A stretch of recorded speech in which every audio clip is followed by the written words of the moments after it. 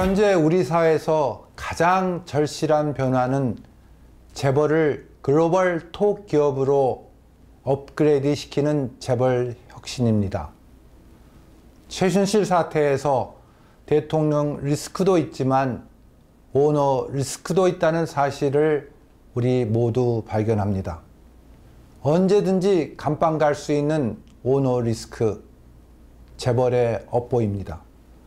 재벌 오너는 정치권을 주물럭거리기도 하지만 동시에 정치권의 밥이기도 합니다. 재벌 오너는 언론의 밥이고 검찰의 밥입니다. 이렇듯 정경유착이건 상속탈세건 오너 리스크는 재벌의 업보입니다. 많은 사람이 특히 이념의 정치꾼들이 재벌 해체를 선동합니다. 재벌 해체 지당합니다. 그런데 어떻게 합니까? 이미 노무현 정권 때 목격했습니다. 노련한 재벌에게 애숭이 정치가가 함부로 덤볐다가 재벌에게 포위됐다고 자백하며 나빠졌습니다. 재벌에 포위됐다는 고백으로 무책임한 말 장난이 그대로 책임이 면해집니까? 재벌 해체 쉽지 않을 뿐 아니라 무조건 대기업 죽이면 대한민국의 국제 경쟁력은 사라집니다. 글로벌 톱 기업으로 재벌을 업그레이드 시키는 그 길을 우리가 같이 찾아줍시다. 재벌의 업보를 끊어줍시다. 오너 리스크를 끊어줌으로써요. 그런데 재벌이 진정 강한 생명력을 가지는 이유는 사람입니다. 오너가 자기 사람을 이사로 여기저기 등재시켜 놓고 작은 지분으로 그룹을 통치하는 겁니다. 이런 인적 측면을 무시한 재벌 개혁은 용두사미로 끝나고 맙니다. 지금까지 개혁이 다 그랬습니다. 인적 청산이란 아이디어는 회사 경영을 직접 해본 사람들은 다 아는 간단한 지식입니다. 특히 기업 그룹을 직접 운영해보면 보이는 아이디어입니다. 그래서 기업 경영을 20여 년간 해왔던 저에게는, 또한 여러 기업을 동시에 운영해본 저에게는 뚜렷하게 보입니다. 인적 측면을 중시하는 재벌 혁신이 그 해답이란 그 사실도 저에게는 너무나 뚜렷하게 보입니다. 교수도 전문가도 그리고 싱크탱크도 중요하지만 기업가들이 직접 정부 조직이나 정책에 참여시키는 것이 바람직합니다. 오늘날 대한민국에서 어쨌든 저쨌든 기업이 정부 조직이나 정당보다 선진 조직인 것만은 사실입니다. 그러나 지금보다 더 선진적인 기업 문화를 조성하기 위해서는 재벌 혁신은 필수적입니다. 재벌 오너가 기업은 인류, 정치는 삼류라고 주장하기도 했지만 이건 지나친 자만이고 자기 반성이 부족한 발언입니다. 재벌은 분명 공정사회의 암적 존재인 것만은 어느 누구도 부인할 수 없는 사실입니다. 이렇게 재벌 해체가 아닌 재벌 혁신이 이루어집니다. 재벌에 의한 경제력 집중과 독점은 반시장적이고 이를 제거하는 것이 진정한 경제 민주화이고 경제발전 그 자체입니다. 일본이야말로 대표적인 케이스입니다. 재벌은 군국주의 일본을 만드는 데 선봉에 섰고 전후 재벌 해체는 일본이 경제대국으로 우뚝 서고 모범적인 시장 경제를 선도하는 토대가 되었습니다. 한마디로 일본이나 미국 같은 경제 선진국에는 우리와 같은 재벌이란 없습니다. 그렇다고 일본에서 미쓰이나 미쓰비시가 같은 재벌이 사라진 것은 아닙니다. 미국에서도 록펠러 재단은 사라진 것도 아니고 그 회사도 여전히 남아 있습니다. 그러나 소수 지분으로 수십 개, 수백 개 기업을 장악하는 우리식 재벌은 사라졌습니다. 그래서 재벌 해체나 개혁이 아닌 재벌 혁신을 주장하는 겁니다. 우리에게 바로 최순실 사태라는 절호의 기회가 왔습니다. 대다수의 재벌이 최순실과 엮여져 있습니다. 결국 위기를 기회로 바꾸는 겁니다.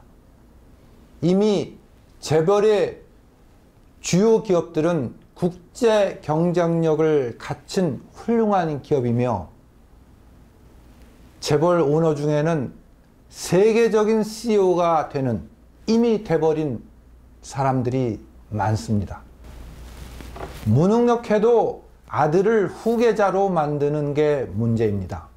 그 후계자가 무능해도 순환 출자와 내부 거래로 지탱해 주는 게 문제입니다. 적은 자본으로 거대한 기업군을 거느리고 언제든지 적대적 M&A를 당해야 한다는 공포 때문에 내부에 돈을 쌓아놓고 새로운 투자도 못합니다. 그리고 언제든지 징역살이를 감수해야 하는 불안한 처지에 놓여 있습니다. 이 같은 오너 리스크를 이번 기회에 없애주고 오너들은 자신의 능력으로 글로벌 CEO로 업그레이드 되거나 아예 사업에서 손 떼고 편안한 삶을 살아가면 됩니다. 더 이상 감옥 가는 악몽을 끌 필요도 없고 이미지 정치가 아닌 이미지 경제를 억지로 꾸려갈 필요도 없습니다. 오너의 지분이 다른 사람 손에 넘어간다고 해서 설사 외국인의 손에 넘어간다고 해서 그 기업 망하지 않습니다. 왜냐하면 기업의 주인은 주주이지 오너가 아니기 때문입니다. 물론 직원들 역시 바뀌지 않습니다. 단지 무능한 CEO를 바꾸는 결과 외에는 다른 변화가 없습니다. 대량으로 지분이 시장에 쏟아져 나오면 해당 기업의 주가는 일시적으로 폭락될 수 있지만 시장 원리에 의해 우량한 기업은 새로운 CEO와 함께 주가가 다시 정상화됩니다. 자연스럽게 시장 원리에 의해 불량 기업은 사라지고 우량 기업만 남게 됩니다. 이제 자본은 국내에서도 풍부하고 해외에서도 풍부합니다. 국민연금도 싼 가격에 우량 주식을 대량으로 매입할 기회가 생깁니다. 결국 주식이 재분배됩니다. 외국인 손에 우량 회사가 넘어간다고 걱정하지만 이미 최우량 기업인 우리의 삼성전자는 외국인 지분이 50%가 넘은 지 한창 되었습니다. 삼성전자 한국 기업입니까? 아니면 외국 기업입니까? 경제민족주의도 이념의 이권화에 불과합니다. 재벌이 경제민족주의를 내세워 이념으로 돈 벌기 하는 겁니다. 한국에 있는 기업, 그리고 한국인을 고용하는 기업, 한국의 법에 지배받는 기업은 모두 한국 기업입니다. 이런 면에서 우리는 적극적으로 FTA도 추진하고 외국 자본 유치에도 적극적이었습니다. 앞으로도 또 그래야 될 것입니다. 한국 사람 많이 고용하면 한국 기업이고 한국법을 따르면 한국 기업입니다. 그럼 한국 사람이 더 많은 주식을 보유하고 또한 투자하게 됩니다. 지금까지 FTA가 많이 체결됐습니다. 농민들도 처음에는 다 망할 거라고 걱정했지만 농민들이 오히려 앞장서서 위기를 기회로 만들고 있습니다. 단지 미국의 트럼프 대통령이 한미 FTA에 대한 재협상을 요구할 것으로 보입니다. 한국이 희생양이 될 가능성이 매우 큽니다. 아마도 경제적인 것 말고도 한국인의 자존심을 건드릴 것입니다. 장사꾼은 장사꾼의 방식으로 대처해야 합니다. 제가 사업을 하기 전에 우리 정부 외자유치단의 일원으로 뛰었습니다. IMF 위기 직후라 정말 열심히 뛰었습니다. 한 푼의 외화라도 더 많이 끌어들이기 위해서 그야말로 최선의 노력을 다했습니다. 그리고 차이나타운 건립을 위해도 뛰었습니다. 정부 유치단의 일원으로 관시를 형성한 화교 자본들과는 아직도 20년 이상의 유대를 유지하고 있습니다. 아마도 제가 사업을 하기 때문에 그들과의 관시가 지금까지 유지되는 것 같습니다. 이미 2대에 걸쳐 관시를 유지하는 경우도 적지 않습니다. 저는 사업을 애초부터 글로벌하게 했습니다. 외교에 매우 익숙한 상황에서 사업을 한 것입니다. 실제로 외교관도 많이 합니다. 서글프게도 우리 외교관 중에는 영혼이 없이 국제 무대에서 뛰는 사람들도 적지 않습니다. 그들 스스로 영혼이 없다고 자조하는 외교관도 또한 있습니다. 제가 경영하는 기업들은 처음부터 글로벌한 사업이었기 때문에 외교는 원천적으로 친선으로 시작되고 친선으로 끝맺어야 한다고 확신합니다. 기업인으로서 몸에 배인 의뢰 자세는 좋은 외교를 이끄는 좋은 리더십이 되리라고 또한 확신합니다. 애당초 글로벌 기업으로서 시작한 비즈니스였기 때문에 개인적으로는 재벌 오너도 많이 알고 재벌 기업의 속성도 제법 잘 압니다. 지금 저와 함께 사업을 같이 하는 딸은 재벌 가족과 친분이 많습니다. 주로 학교 배경 때문이기도 하지만 중국 사업을 하기 때문에 재벌 자제들이 사귀기를 원하는 측면이 매우 강합니다. 그래서 재벌의 속성을 잘 압니다. 저희들도 세계 가족기업 포럼에서 초청받아 강연도 하고 또한 토론도 많이 한 기회가 있었습니다. 한국의 가족기업인, 대표적인 가족기업인 재벌에 대해서 제가 강연한 적도 있었습니다. 그래서 나름대로 재벌의 속성을 개인적인 친분을 통해서 또한 사업적으로 또한 이론적으로 제법 잘 알고 있다고 생각합니다.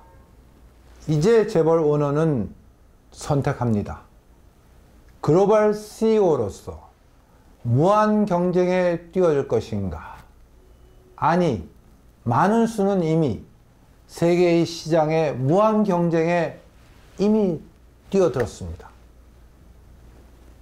아주 아니면 집에 가서 옥살이나 벌금에 대한 걱정 근심 없이 부와 여유를 즐길 수 있습니다. 많은 학자들이 주장하는 대로 한국의 재벌은 순환 출자나 내부 거래의 중단 없이 그 적폐를 근절할 수 없습니다. 한국의 재벌은 정경유착의 발목에 잡혀서 우리의 정치민주화도 경제민주화도 이루어질 수 없습니다. 그냥 법만으로는 그 적폐를 해소하기에 역부족이기에 재벌 스스로 변신할 수 없는 지경에 처해 있습니다. 그러나 바로 지금 혁신하지 않으면 거대한 좀비처럼 한국 사회를 두고두고 괴롭힐 것입니다. 위대한 변화이면서도 그러나 위헌적이거나 위법적이지 않는 방법을 찾아야 합니다. 또한 무작정 경제적으로 재벌을 변화시키는 것보다 채찍과 당근으로 그리고 가능하면 자발적인 선택으로 스스로 변화하는 것이 바람직합니다. 그것이 국민 대타협을 통한 재벌 혁신이고 그 대가로 재벌이 제공하는 자금으로 창업기금이 만들어져야 합니다. 우리에게 유능한 전문가 풀도 충분히 있습니다. 대주주가 바뀐다고 해서 전체적인 지분 구조의 혼란은 결코 발생하지 않습니다. 재벌은 겨우 10몇 %의 지분을 갖고 회사를 좌지우지하기 때문에 오너의 주식 처분이 아무런 변화를 가져오지 못합니다. 우리나라 대기업 역사가 이미 반세기 이상이 지났기 때문에 오너의 퇴진은 그다지 큰 충격이 되지 않습니다. SK 오너가 감방에 있었지만 SK는 망하기는커녕 세계 순위 3위로서의 지위를 지켰습니다. 지금까지 우리 정치가들은 순환철자나 내부 거래를 금지하는 방법으로 재벌을 통제했지만 보십시오. 어디 성과가 있습니까? 그런 방법으로는 절대 재벌의 횡포를 막을 수 없습니다. 결국 재벌이 정치를 포위하는 상황에서는 아무런 변동이 없었습니다. 왜인지 아십니까? 재벌은 지분과 자금은 조금이지만 사람으로 기업을 통제하기 때문입니다. 주주총회에서 자기 사람을 이사로 선임하도록 조작하는 것입니다. 그래서 최근 갑자기 재벌 임원들의 월급이 천정부지로 오르는 상황이 발생했습니다. 물론 일부는 오너가 비자금으로 다시 가져가서 월급이 오르는 경우도 있습니다. 재벌의 횡포에 또 다른 공범이 있습니다. 오너보다 지분이 훨씬 많은 국민연금 등 공적 기금이 오너에게 협조하고 그 대가를 대통령이나 공무원이 먹는 것입니다. 이런 거를 등쳐먹는 게 정치가들이고 언론입니다.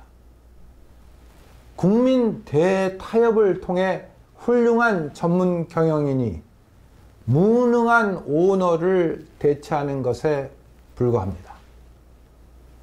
혼란은 없습니다. 오너는 떠났지만 회사나 전문 경영인이나 직원들은 다 그대로 있기 때문입니다. 재벌 혁신 없이 공정한 대한민국은 불가능합니다.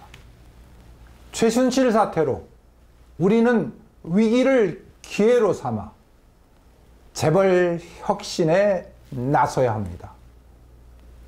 그게 재벌에게도 좋습니다. 물론 우리 국민들에게는 절실합니다. 지금이 바로 그 때입니다.